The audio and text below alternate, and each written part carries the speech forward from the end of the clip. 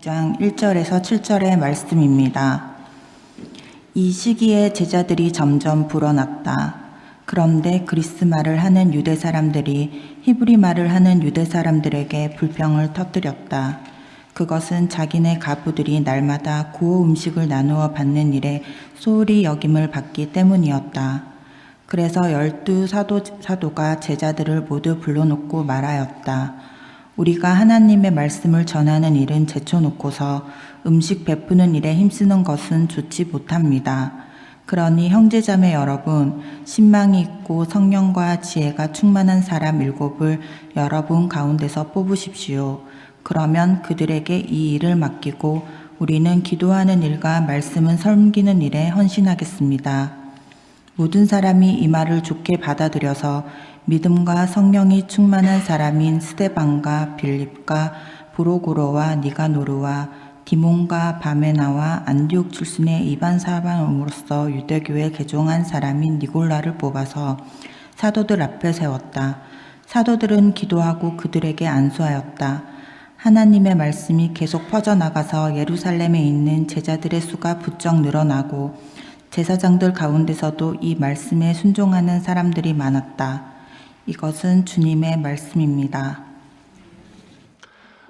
지난 주일 우리는 아주 감동적인 부활 주일 예배를 드렸습니다. 성가대가 준비한 영감 깊은 찬양, 그리고 3명의 청소년에 대한 입교 예식, 그리고 청년 부부에 대한 세례 예식이 예배의 절정이었습니다. 어느 교우께서는 지난 수년간 경험했던 예배 중에 최고의 감동이었다고 말씀을 하셨습니다. 이 고백이 과장처럼 들리지는 않습니다. 예배 후에는 친교사역부에서 준비한 만찬으로 부활의 기쁨을 나누었습니다. 오랜 투병 끝에 예배에 나오신 교우도 계셨고 한동안 교회를 떠나 있던 교우들께서도 찾아오셨습니다. 두루두루 감사가 넘치는 그런 시간이었습니다. 만찬이 끝난 후에는 지난 3개월 동안 우리 교회에 오셔서 정착하신 교우들을 환영하는 모임이 있었습니다. 교회 여러 사역에 대해서 소개하고 우리 교회의 비전과 지향점에 대해서 안내하는 자리입니다. 기존 교우와 새 교우가 서로를 소개하며 환영하는 시간도 가졌습니다.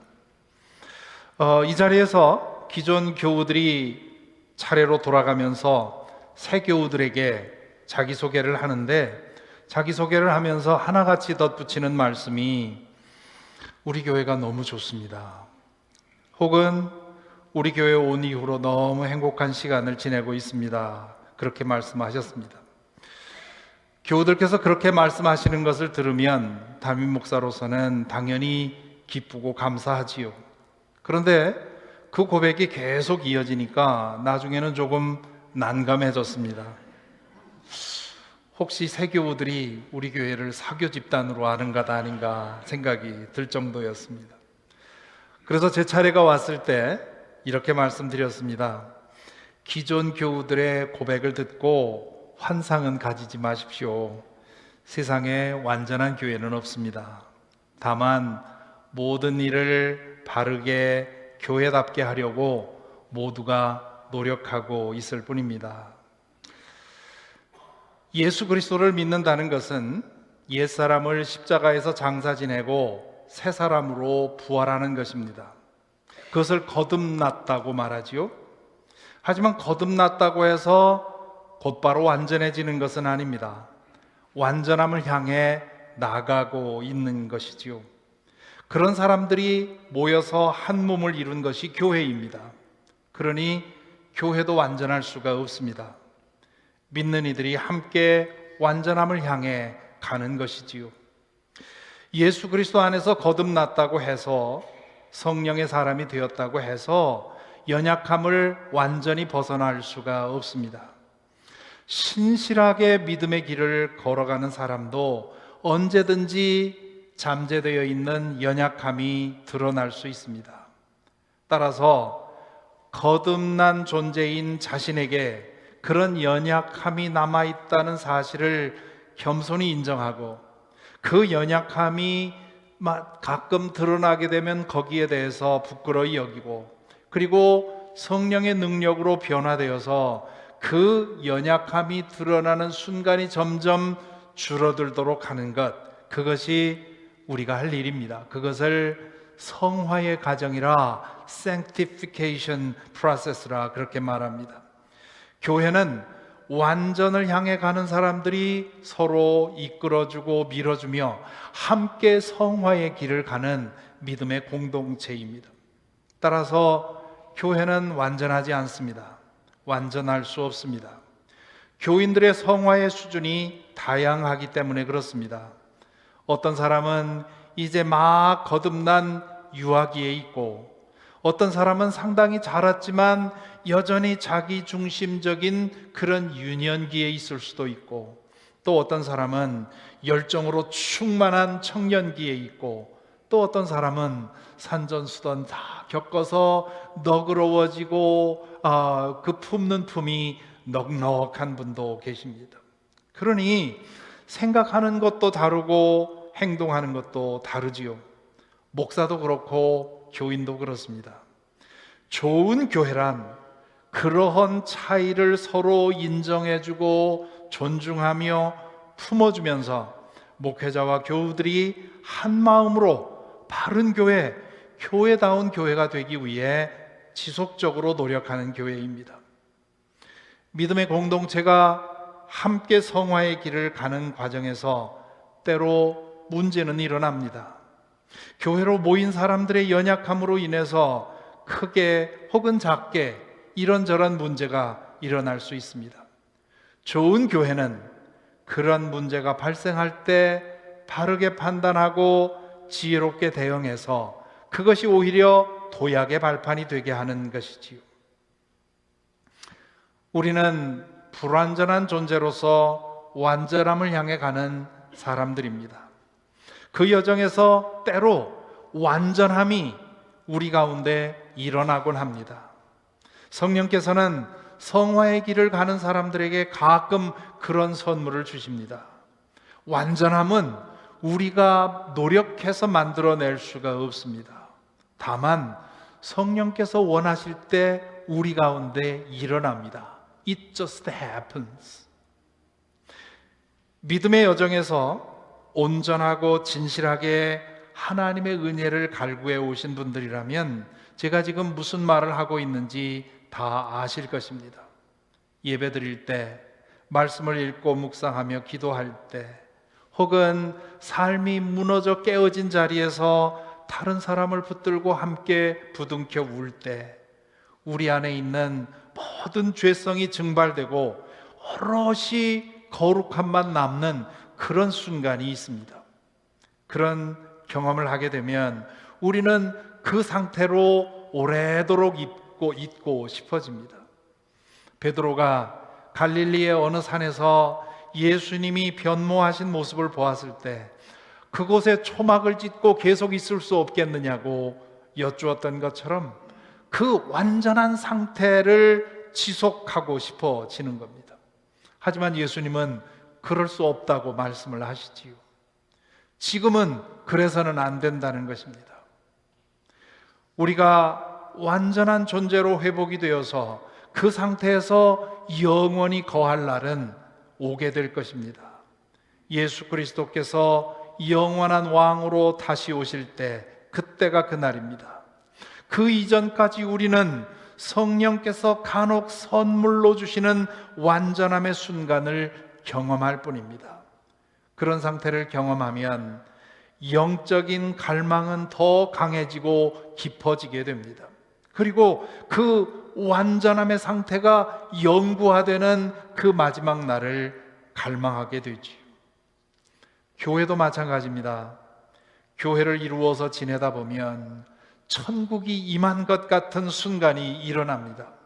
우리가 만드는 것이 아니고요, 성령께서 원하실 때, 혹은 우리가 그런 조건을 갖추었을 때 선물로 주십니다.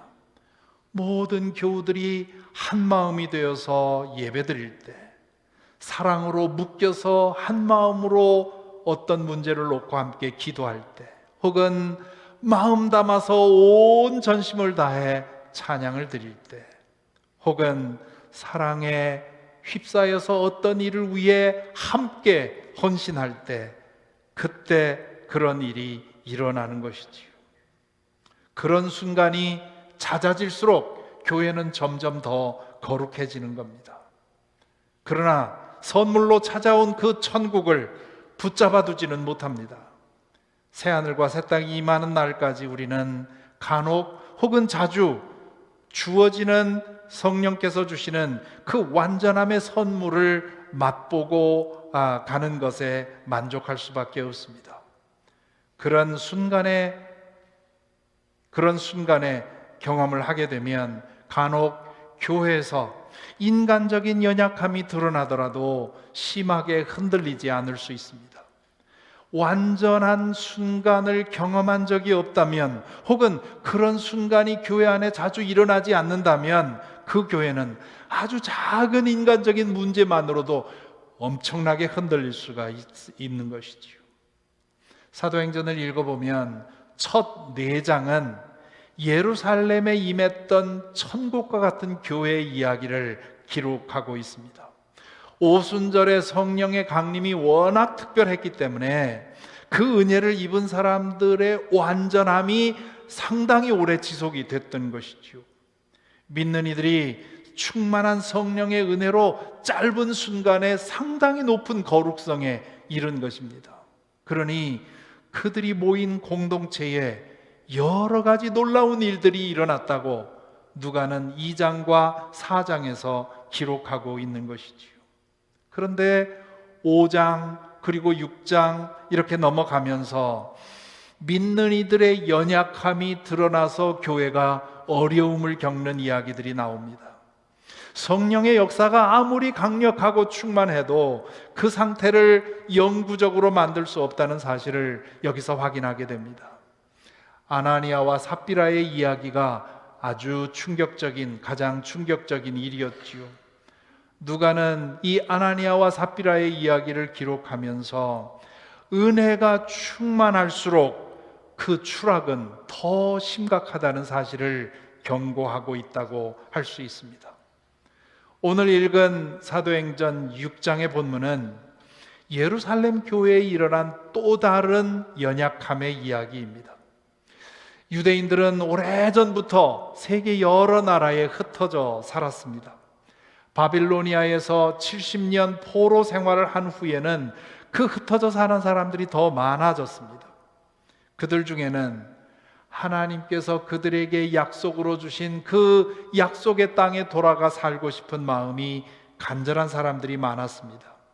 늙어서라도 내 뼈라도 그 땅에 묻고 싶다는 사람들이 꽤 많았던 겁니다.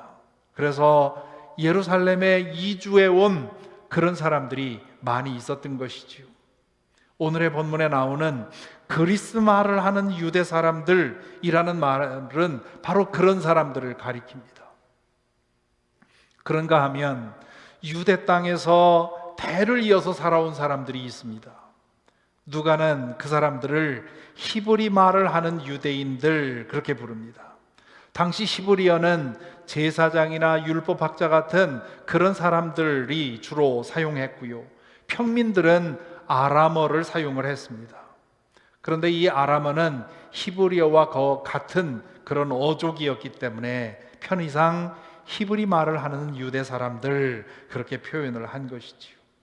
이 두 부류의 유대인들 사이에는 묘한 이질감과 거리감이 있었습니다. 본토 유대인들은 어려운 기간에 약속의 땅을 지키고 이끌어 인도해온 그들의 자부심이 있었기 때문입니다. 반면에 이주 유대인들은 문화적으로 이 본토 유대인들보다 훨씬 나았습니다. 그러니 그들은 그들대로 우월감을 가지고 살았습니다. 그러니 이들은 섞이기가 어려웠습니다. 나중에 보면 사도행전에 보면 예루살렘에 이주 유대인들만 모이는 회당이 따로 있었고 본토 유대인들만 모이는 회당이 따로 있었던 것을 보게 되지요. 그런데 이 두 부류의 사람들 중에 예수 그리스도의 복음을 받아들인 사람들은 그 이질감을 뛰어넘어서 한 교회를 이루었습니다. 바울 사도가 갈라디아서에서 예수 그리스도 안에는 이방인과 유대인, 여자와 남자, 주인과 종이 따로 없고 하나라고 얘기를 했었는데, 그 말이 예루살렘 교회에 이루어졌던 겁니다. 성령으로 충만해 있을 때 그들은 그 이질감과 차이를 뛰어넘어서 서로를 형제자매로 여기고 한 몸으로 살았던 것이지요. 그런데 얼마 후에 그 상태가 깨어져 버립니다. 사도들이 가난한 사람들에게 음식을 나눠주는 과정에서 이주 유대인들을 소홀히 한다는 불평이 커진 것입니다. 나중에는 이 불평이 사도들의 귀에게까지 들어가지요. 그러자 사도들은 교인들을 모아놓고는 신망이 두텁고 성령과 지혜가 충만한 사람 7을 선정해서 그 사람들에게 음식 나누어 주는 일을 맡기자고 제안을 하지요. 그 7사람은 모두 이주 유대인들로부터 뽑습니다. 이 조치로 인해서 분열과 갈등의 위기에 섰던 예루살렘 교회는 다시 안정을 찾습니다. 이 이야기를 기록한 후에 오늘 7절에서 누가는 이렇게 적고 있습니다. 하나님의 말씀이 계속 퍼져나가서 예루살렘에 있는 제자들의 수가 부쩍 늘어가고 제사장들 가운데서도 이 믿음에 순종하는 사람들이 많았다. 교회가 분열과 갈등의 문제를 해결하고 다시 하나가 되자 더 많은 사람들에게 복음이 전해졌다는 것입니다. 교회의 위기는 절대로 이상한 것도 아니고 거부할 것도 아닙니다. 교회는 언제나 환난과 시험을 당할 수 있습니다. 다만 교회의 지도자들과 교인들이 그 환난과 시험을 믿음으로 해결하는 것이 중요하지요. 그렇게 될 때 교회는 그 환난과 시험을 통해서 한 단계 도약하게 됩니다. 바로 그 진리를 누가는 오늘 이야기를 통해 전해주고 있는 것입니다. 앞에서 말씀드린 대로 믿는 우리 한 사람 한 사람도, 믿는 이들이 모여서 한 몸을 이룬 교회도 양면성을 가집니다. 기독교 신앙의 가장 중요한 특징 중에 하나가 바로 이 양면성에 있습니다. 믿음 안에서 우리에게 일어난 변화가 한 면이고, 아직도 일어나지 않은 옛사람의 모습이 또 다른 면입니다. 이 두 가지 면이 우리 모두에게 있습니다. 이 중에 어느 하나를 무시하면 문제가 생깁니다. 저는 하나님의 자녀로 거듭났고 성령의 능력으로 그동안 변화되어 왔습니다. 하지만 아직도 완성에 이르지는 못했습니다. 그렇기 때문에 저에게는 이미 변화되어 생겨난 거룩성도 있고 아직 변화되지 못한 연약함도 있습니다. 변화된 면만을 보면 제가 상당한 수준에 와 있다고 자부할 수 있습니다. 하지만 변화되지 못한 점들을 보게 되면 내가 정말 거듭났나 질문하게 되는 것이지. 제가 영적인 성장과 변화를 계속하려면 이 둘 중에 어느 한 면에만 사로잡히지 말고 나에게 이미 일어난 변화와 그러한 거룩함에 그것을 보고 감사하면서 아직 내 안에 남아있지 않은 변화되지 못한 것들을 고치기 위해서 힘써야 하는 것입니다. 교회도 마찬가지입니다. 양면성을 가진 사람들이 함께 모여서 한 몸을 이루었기 때문에 교회에도 양면성이 있습니다. 성령께서 역사하지 않고는 일어날 수 없는 일들이 교회 안에서 일어납니다. 그런 일들을 경험하면서 교회는 거룩한 사랑의 공동체로 변화되어 갑니다. 하지만 교회로 모인 사람들의 연약함이 때로 문제를 만들어낼 수 있습니다. 교회에 이미 일어난 변화만을 보면 주님께서 정말 여기 계십니다 하고 말할 수 있지요. 하지만 교회에서 일어나는 그런 연약한 모습들을 보게 되면 때로는 교회가 세상과 다를 게 무엇이 있나? 그런 질문을 하게 되는 것이지요. 오늘의 이 이야기를 통해서 우리가 명심해야 할 것이 바로 교회가 가지고 있는 이 양면성입니다. 지난주에 우리는 예배를 통해, 친교를 통해, 세교 환영하는 자리를 통해서 우리 교회의 인간의 연약함은 잦아들고 성령께서 만들어주시는 변화가 활짝 꽃 피우고 있음을 확인했습니다. 참으로 감사한 일이지요. 그렇다고 해서 인간적인 연약함이 전혀 없는 것은 아닙니다. 크게 드러나지는 않지만 우리 교회 안에도 교우들 사이에 갈등도 있고 교회 운영에 대해 불만을 가진 분들도 계십니다. 제가 교회 생활을 60년 넘게 해왔는데 그걸 모를까요? 제가 속도 모르고 자화자찬하는 것은 아닙니다. 다만 인간적인 연약함보다 성령께서 우리 가운데 행하시는 일이 강하게 역사하고 있다고 하는 사실로 인해서 감사를 드리는 것입니다. 의사분들 여기 많이 계십니다마는 우리가 건강한 것은 내 몸에 병균이 없어서가 아니라고 하지요. 우리 몸 안에 수많은 병균들이 우울거리고 있음에도 불구하고, 그리고 하루에도 이곳 저곳에서 수많은 세균을 받아들이고 접촉하며 받아들이고 있습니다. 하지만 그럼에도 불구하고 우리가 건강한 이유는 면역력 때문에 그렇다고 합니다. 게다가 우리 몸에 균이, 어느 정도의 균이 없으면 건강을 유지할 수가 없다고 하지요. 대장에 균이 있어서 우리가 먹은 음식을 소화해서 영양분으로 만드는 것 아닙니까? 우리 모든 사람의 몸에 암세포가 있다는 겁니다. 암 환자가 아니라고 말하는 이유는 그 몸의 면역력 때문에 그 암세포가 정도 이상 자라지 않기 때문이라는 것이지요. 교회 건강도 그와 같습니다. 교회 안에 크고 작은 문제가 있는 것은 건강하다는 증거입니다. 때로 불평도 있고 불만이 있는 것이 정상입니다. 동일한 사태를 두고도 보는 사람마다 입장이 다르니 중지를 모아서 교회 임원회에서 어떤 결정을 해도 그 결정에 대해서 만족하지 못하는 사람도 있을 수 있습니다. 교회 안에서 늘 한 목소리만 나오면 그건 사교 집단입니다. 저는 우리 교회가 이견을 말하기에 두려움을 느끼는 교회가 되지 않기를 원합니다. 다만 내가 틀릴 수도 있다는 사실을 기억할 필요가 있지요. 내가 틀릴 수도 있다는 사실을 인정하고 겸손하게 자신의 의견을 자유롭게 나눌 수 있다면 그것이 바로 우리 교회가 건강해지는 길이라고 믿습니다.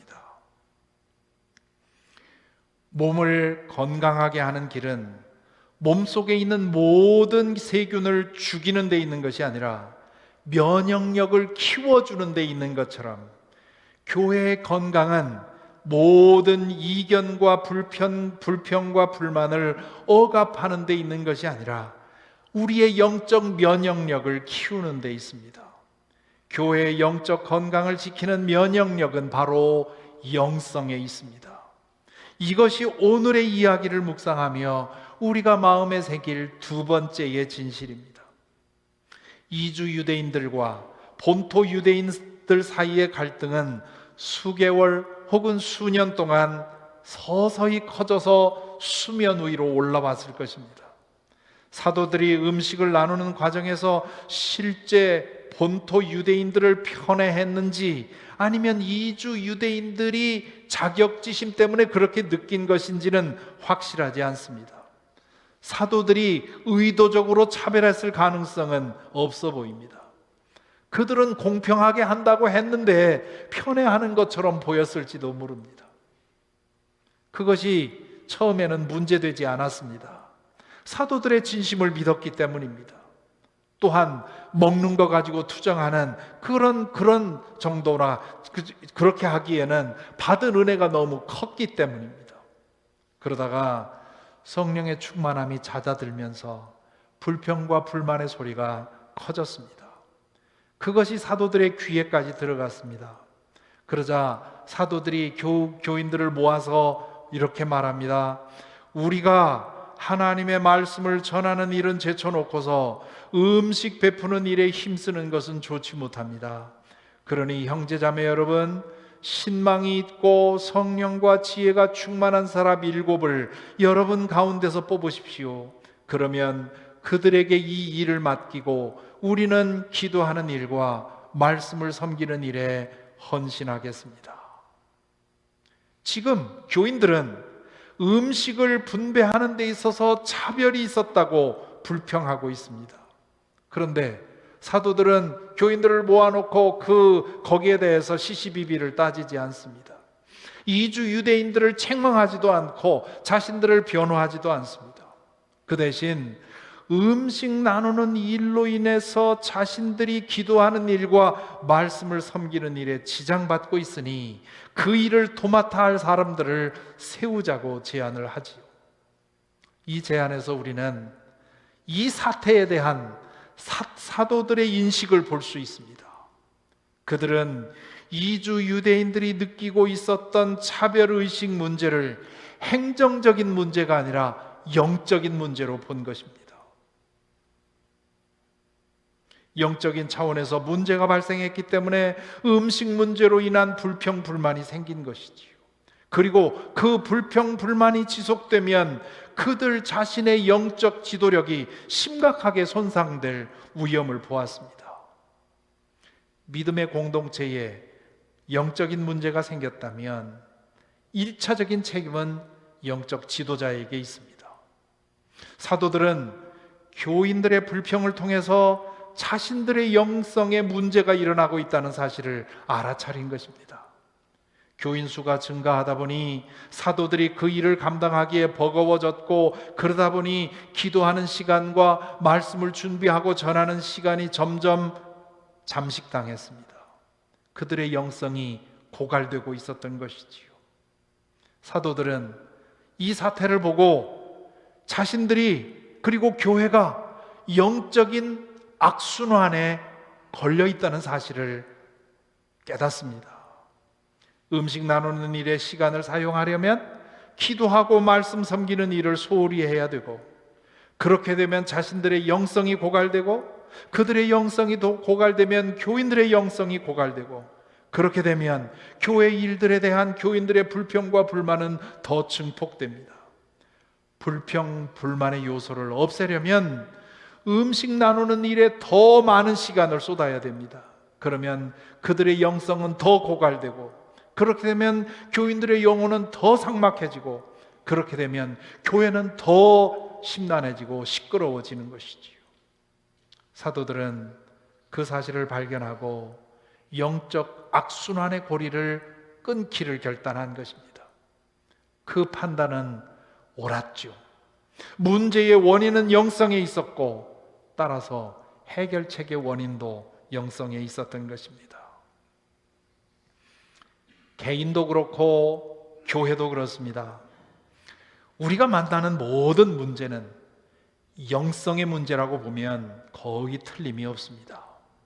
하나님과 나 사이의 관계에 문제가 생기니 생활이 무질서해지는 것이고, 관계에 문제가 생기는 것이고, 사업에도 문제가 생기는 것이지요. 교회로 모여서 기도하고 찬양하고 말씀 듣는 일에 소홀히 하면 우리 안에 있는 연약한 그 흉한 모습이 드러나게 되어 있습니다. 교인 사이의 갈등의 문제도, 교회 행정에 있어서의 잘못된 선택과 판단도, 그로 인한 갈등과 분열도 결국은 영적인 문제에서 오는 것입니다.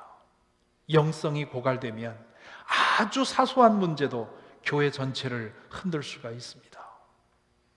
우리는 지난 사순절 기간 동안 영적 생활에 마음을 쏟느라고 많이 노력을 했습니다. 뭐 다 그런 것은 아니지만 많은 교우들이 참여하신 줄로 압니다. 지난 주일에 우리 가운데 천국이 임했던 것 같은 그런 경험을 한 것은 사순절 영적 여정을 통해 교우들이 영적으로 충만하기 때문에 성령께서 내려주신 선물이라고 저는 믿습니다. 그렇게 은혜가 충만할 때에는 우리의 연약함이 이쪽 저쪽에서 표출되어도 문제되지 않습니다. 서로 품어주고 이해해주고 견뎌주고 손잡고 성화의 길을 걸어갈 수 있기 때문입니다. 하지만 영성이 고갈되면 언제든 우리의 연약함이 표출되고 우리 가운데 임했던 천국은 흔적도 없이 사라지게 되는 것이지요. 그러므로 부활주의를 지내고 사순절을 마치고 부활주의를 맞은 이 시점에서 우리가 그동안 마음 쏟아왔던 영적 생활을 지속하게 되기를 다짐하실 수 있기 바랍니다. 영성이 살아있으면 나의 문제들은 하나씩 해결되어 갑니다. 모든 문제는 영적인 문제이기 때문입니다. 물론 해결되지 않는 문제도 있지요. 그러나 해결되지 않는다면 영성의 능력으로 그것을 이겨낼 수 있습니다. 우리가 교회로 모일 때 앞으로 더욱더 영성에 전심을 다하십시다. 기도하고 예배하는 일, 말씀을 배우고 나누는 일, 사랑으로 서로 봉사하는 일에 우리의 마음을 더욱 쏟으십시다. 그렇게 하면 성령께서는 더 자주 천국이 우리 가운데 내려앉는 것 같은 경험을 하게 해주실 것이고, 우리의 연약함이 때로 흉하게 드러나도 놀라거나 비난하지 않고 서로를 품어줄 수 있을 것입니다. 사역팀으로 모일 때도 그렇고요, 속회로 모일 때도 그렇고요, 단기 선교를 위해 모일 때도 그렇습니다. 언제나 그 모임 안에 성령께서 임재하시도록, 그리고 모두가 성령으로 충만하도록 힘써야 하겠습니다. 그런 공동체가 될 때 우리 교회는 성화의 길에서 진보할 것이고, 그 과정에서 우리 한 사람 한 사람도 더 거룩해져 갈 것입니다. 그리고 그 모습에 이끌려서 예수 그리스도의 복음을 받아들이는 사람들이 더 많아질 것입니다. 이 은혜가 우리 교회와 그리고 저와 여러분 우리 모두에게 있게 되기를 간절히 기원합니다. 기도하겠습니다. 이 시간 고개 숙여 함께 기도합니다. 먼저 우리 각자가 하나님 앞에 깊이 뿌리 내릴 수 있도록 영적인 차원의 최우선의 관심을 두고 살도록 기도하십시다. 사순절 기간 동안 신실하게 영적 생활을 해왔다면 그 영적 생활을 지속하도록 다짐하고 기도하십시다. 그래서 우리 가운데 완전함의 순간이 더 자주 일어날 수 있도록, 하늘의 기쁨을 더 자주 경험할 수 있도록 기도하십시다. 하나님에게 온전히 조율되어 우리의 삶 속에 온갖 어그러진 것들이 바로잡히도록, 그리고 영성의 능력으로 문제를 문제 삼지 않고 살아가게 되기를 소망하고 기도하십시다. 또한 우리 교회를 위해 기도하십시다. 모든 성도들이 영성에 초점을 두고 살게 되기를 기도하십시다. 그래서 우리 가운데 하늘이 임하는 순간이 더 자주 일어나게 되기를 기도하십시다. 우리 가운데 연약함이 드러난다 해도 능히 품고 나갈 수 있는 교회가 될 수 있도록 우리 함께 기도하십시다. 이 두 가지 기도 제목을 가지고 잠시 기도하겠습니다.